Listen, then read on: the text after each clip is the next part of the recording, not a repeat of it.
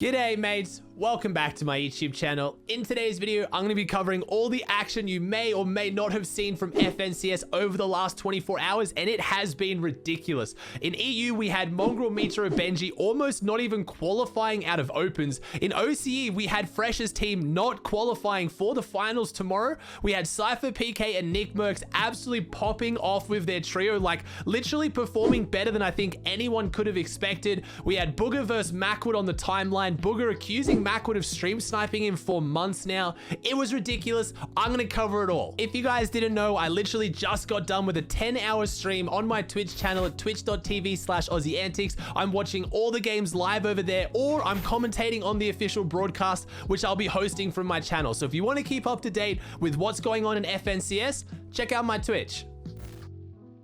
We're going to kick things off with NA East, and we have to start off by talking about the ridiculous, freakish performance from Nickmercs, G2 Cooped, and SypherPK coming in 70th on 158 points, beating out the likes of Day, Miro, and Reverse, the last FNCS champions. I know it's just opens, I know it's just one tournament, but for a team that, you know, a lot of people had questions about, not just Nickmercs and SypherPK, but whether Cooped was the right fit for them. I was even saying in my video that, look, he's a great pro, he's super chill, but he's always been known as more of a solo player. Is he going to be able to lead them? How's he going to go leading, you know, two players who are a little bit less experienced in stacked games?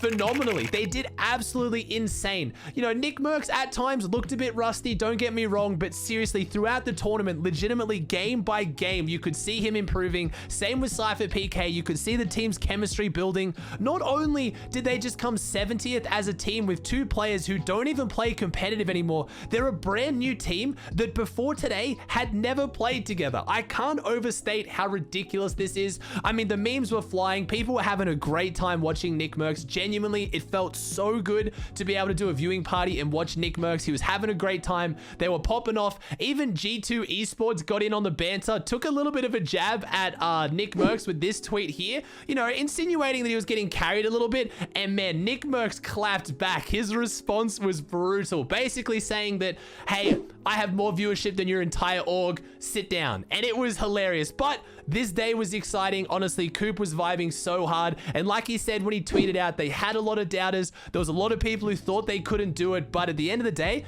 they popped off. And I don't see why they can't do it tomorrow. I know set lobbies are probably going to be a different beast. Like round 4 is going to be pretty intense. This is a team that doesn't have a lot of Storm Surge practice. And that's where things get really intense. But I want to let them have their win. Today, they played insane. Going on to a slightly more negative one, we have the accusations made from Bugha very publicly on stream, same with clicks, that Mackwood, Kanata, and Bucky stream sniped them. It was an interesting fight. It did look really strange, and honestly, before I show you the videos, before I show you all the evidence in the defense of Mackwood, I have to say that genuinely, when it happened, I myself did think that it was a bit suspicious. In scrims and a lot of occasions, Mackwood, Kanata, and Bucky do make some interesting plays and suspicious pushes when it comes to Bugha. For example, if I'm ever watching Bugha in a scrim and for some reason a team is shooting clinger snipers at their walls over and over again, or Clicks is getting chased around on low ground by a full trio for just way too long, it's almost always Mackwood, Kanata, and Bucky. But this time, Mackwood actually came out and released the footage of the fight, and it does look pretty clear that he wasn't stream sniping. So again, I'll show you how it all broke down. Basically, Mackwood tweeted out on the lines of calling Bugha out, saying, "This is the craziest ever. Just because your favorite streamer yells stream sniper doesn't mean we are stream sniping. I deadass can't waste to post this streamable for everyone to see, but then people are probably going to call it acting, lol." And then Bugha responded, "Even if you didn't stream snipe now, I just don't understand why you do it all the time in scrims and then feel harassed when we call you out for it in game. That just doesn't make sense to me. Just control your teammate and it would never be a problem in the first place." And then Mackwood responded pretty upset in full caps, "We don't ever stream snipe you. Get it through your thick skull, dude. Like this is exhausting." So obviously Bugha is responding to Kanata there, saying control your teammate. Bugha and Kanata know to have a lot of beef in the past, but I want to show you the clip because it clears Mackwood pretty much conclusively as far as this example goes.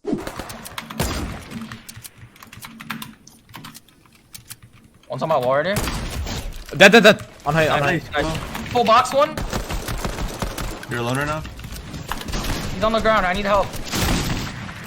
I need to deal with this. Full boxing, please. I need help.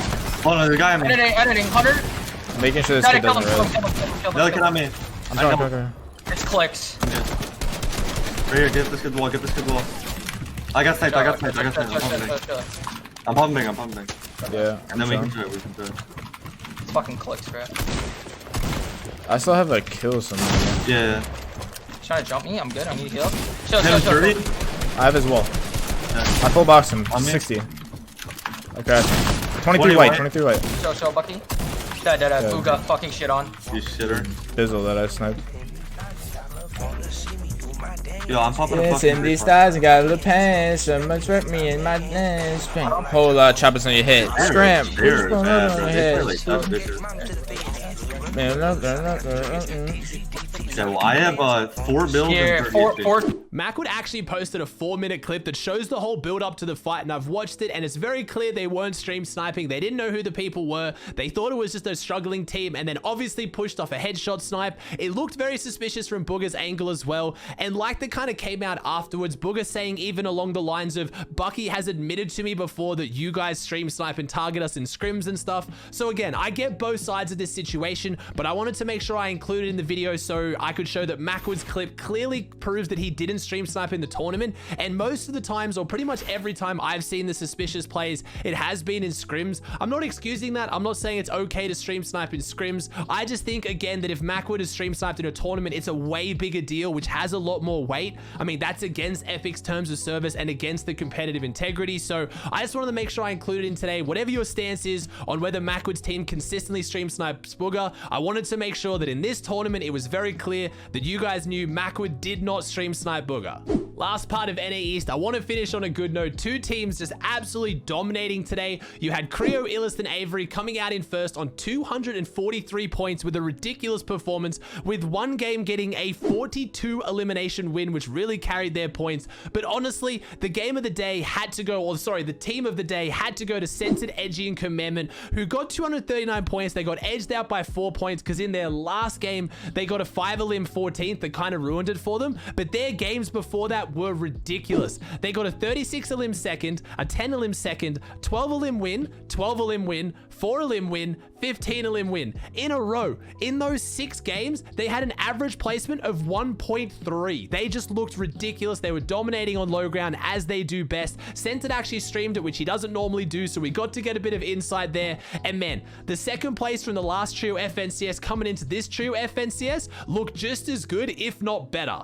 Kicking off with EU, we have to start off about how Mongraal, Mitra, and Benji almost didn't qualify out of opens. They almost didn't qualify out of round 1. They ended up bringing things back. They came in on 819th, and I know what you're thinking, oh, that's a fair bit clear of 1500, which is the top teams that qualified, but 1500 teams was 136 points. They came in on 143. It came down to their very last game. Other than their first game, where they got a 31 elim second, like you'd imagine, you know, everyone saw it. Mongraal was streaming, oh, MMB's back, they're running through lobbies, and then things kind of went downhill. They got a 10 elim 6th in their second game, still looking okay, and then after that, there wasn't another single game where they got inside the top 10 until their last game, where they got a 13 elim 7th, which is what they needed to qualify. Things were looking scary. Again, they were getting the elims, they got a 16 elim 14th, so when things got rolling, they started to get elims, but they just didn't have the consistency, and that's what scared a lot of people coming into the rest of the FNCS.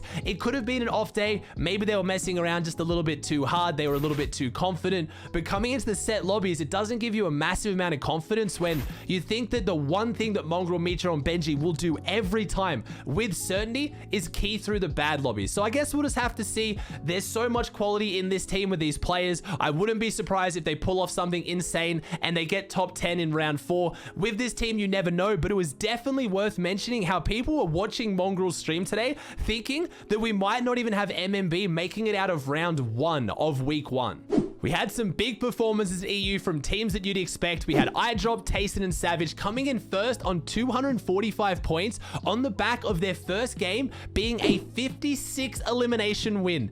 56 elim win. That is absolutely ridiculous. They even managed to edge out Vidil, Noah Riley, and Rezon, not only on the leaderboard, who they came in at second on 240, they even edged them out on the first game Keyfest. They got 55 elimination win in their first game. So I dropped Tasted and Savage managed to key harder than Vidil, Noah Riley, and Rezon, which was such a good sign coming into it because, you know, you got to think that team's probably an expert team when it comes to finals rounds. Everyone always asking, why do they have 2 IGLs? Why do they have Tasted and Savage? So many smart players. Well, looks like they can W key as hard as anyone else anyway, or harder. We had a lot of other really good teams, but the other thing worth pointing out as well, we had Wolfie, CRR, and Aqua confirmed to have kissed and made up, as you guys love that expression I've been using. They managed to bring things back together. They are still together. That's why we didn't really see any results from the snakening like I was expecting. I kind of suspected this would happen when no other teams announced they were splitting or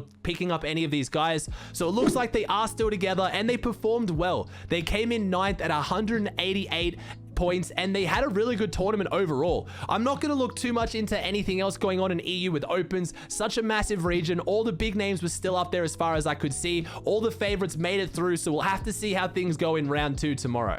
With OCE being a day ahead, we managed to have our round 2 and round 3 today. Round 2, everything went as normal. It's really not hard to make it into round 3 in OCE. We just don't have that many solid teams. Making it from round 3 to round 4 though is surprisingly hard, as we saw today evidently from Fresh's team not qualifying. Week 1, Fresh's team just fell short. I say just, they came in 46th on 94 points. They needed to get top 33, which was 105, and yeah, things just kind of came unstuck for them today. They're not going to be playing in the first week's qualifiers, and don't worry, don't stress. If you're part of the Pickle Gang, if you're a Fresh fan, there is no way Fresh's team doesn't qualify into the heats in OCE. Getting into the top 400 players is just really not that difficult. OCE used to have 2 heats and it was still pretty much free to get into. Now that it's top 400 players, you're guaranteed to get in off consistency if you just make round 2 every week and stick with the team. But it wasn't a great sign for their performance. They didn't do insanely terrible regarding their points. There was just a few things that came unstuck in quite a lot of their early games,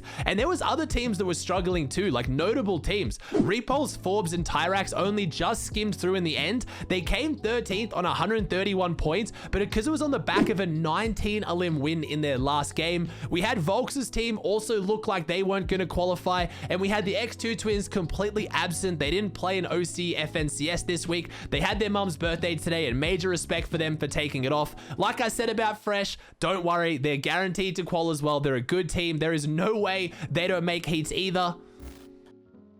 For all of you guys who I know are going to flood into the comment section from different regions, I'm sorry if I don't have time to cover Asia, Middle East, Brazil. I watched NA West today, but nothing really notable happened, so I can't really, you know, include it in today's video. If you're a content creator in any of those regions, jump on board, start making some content. If you think people should pay attention to your region, please go ahead and do it. I'm not saying that I don't watch Brazil because it's not a good region. It's just the regions that I follow because of language barriers and just timing. Same reason why I can't watch EU too much on my stream. But either way, I really hope you enjoyed today's video. If it helped keep you up to date, please chuck a like on it. Let me know in the comments section down below which was your favorite team to watch today from FNCS. If you haven't already subscribed, please do. It would mean the world to me. We just hit 150k, so thank you so very, very much. I hope you enjoyed the video, and I'll see you in the next one.